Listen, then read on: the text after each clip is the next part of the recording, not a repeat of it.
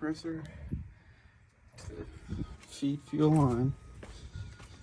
And before it wasn't venting much, but now